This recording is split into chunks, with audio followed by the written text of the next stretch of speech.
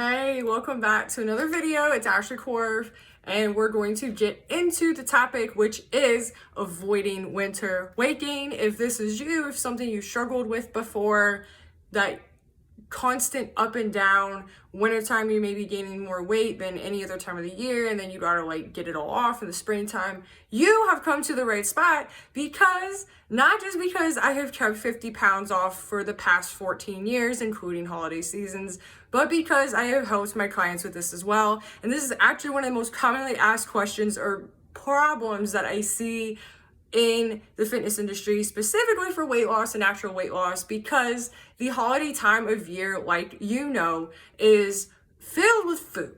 Probably arguably more than any other time of the year is revolving around food, y'all. And I grew up in the South, so if you did too, holler at me, let me know, and that is awesome. But I grew up with food. I grew up with a lot of food.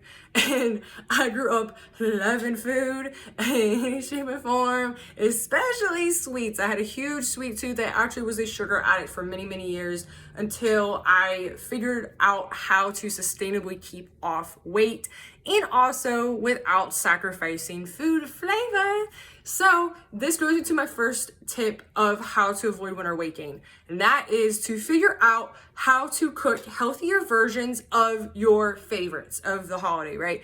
And if you want something to take the guesswork out, then I have a holiday guide below. It's for fall. I will also be releasing one in the winter, right before the holidays. So if you love stuff like pumpkin pie and apple pie and chili and all of this and mac and cheese, okay, I was a pastaholic back then. So if you love all those comfort foods that you can arguably say fall and winter are pretty much the same for comfort food, then that cookbook ebook bundle below is going to be super helpful for you. But if you want to get it all done yourself and do it all by yourself and you're lonesome, that's okay too. Here's some tips on how to figure out how to cook healthier versions of your food. And the first tip is with extra EEVEO. I'm messing up the acronym, y'all, because I just got myself distracted a little bit there laughing. But extra virgin olive oil, EVOO. There we go. That is the name of the game. Avocado oil is also really great as well. If you grew up in the South, we cook with a lot of butter. And that is a stereotype about Southern cooking that is true. Till the cows come home, we cook with a crap ton of butter. So if that is you, then replace the butter with a healthier fat, as in extra virgin olive oil or avocado oil. You're going to be doing your body so much good there. There's so many health benefits. I could get into all that, but that's another time, another day, right?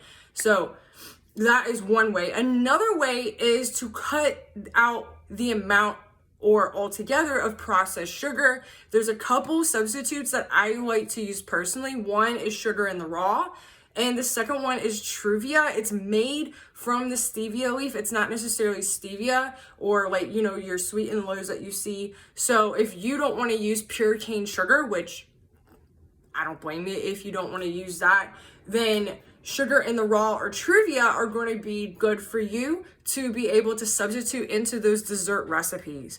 And another way that you can make healthier desserts, really, really easy actually, without really doing much besides just buying a different product, is instead of having your full fat regular ice cream like Ben & Jerry's or whatever it is that you buy. I was a Breyers and Edie's girl for ice cream for years and years and years. And I wish this was actually around when I was actually trying to figure this out myself on YouTube, ironically enough.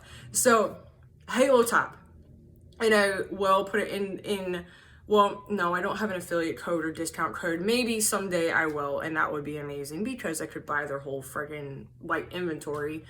And it is a protein ice cream, so you could literally eat that whole pint. It's under 300 calories. Now, I don't want you to get all wrapped up around it or anything like that, but it's got at least 10 grams of protein.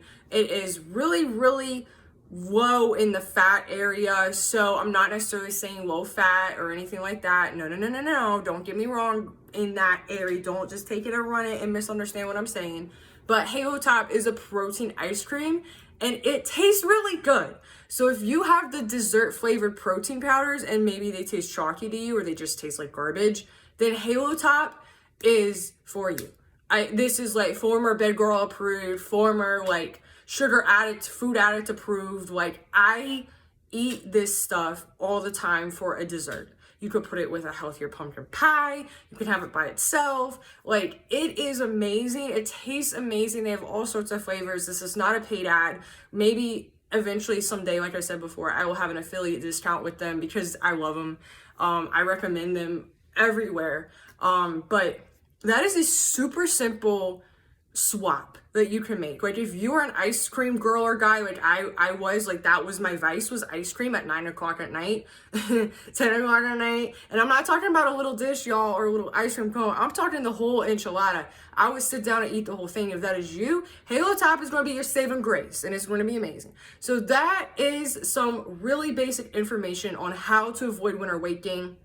In the food area, how can you stay consistent with your workouts? I'm gonna give you a couple quick things here because they're super simple. The first one is make sure you are getting your workouts done ASAP in your day. So with holidays, some family events and stuff like that, get it done, get it scheduled on your calendar, really just keep it the same as much as possible, and that is going to help you stay consistent. And the second thing is make your workouts more effective.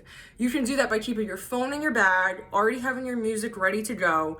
That saves you some time. If you're the type of person that chats a lot, then workout buddies may not actually be best for you. It may actually be best for you to work out by yourself, get in the zone, get your headphones in and get it in and get it done. And that's really some simple things that you can take and run with and implement ASAP. And especially with the holidays, it really will be effective. And I know there's a lot of trainers out there that will say like, oh, like accountability buddies, workout buddies is the way to go. It actually depends on you. What works best for you? If you do not do best with somebody working out with you because, you know, y'all just start to talking. Hello, I'm from the South. I do the same thing. That's actually why I work out alone. And I have for 14 years and counting, and it works. It really, really works. This is not just like BS I'm throwing out there for a video. This is actually stuff that I've done, and it works, and it also works for my clients as well. So I hope this was helpful. If it was, give me a subscribe or like or whatever you want to do. And then, like I said, my fall fitness bundle book is below, so check that out if you want to really save yourself a lot of time. 65 pages of like healthier recipes every meal of the day, snacks, desserts, and it's really makes it easy for you. It's got a lot of bonuses too that are super helpful, so be sure to check that out, and I will see you in another video. Bye.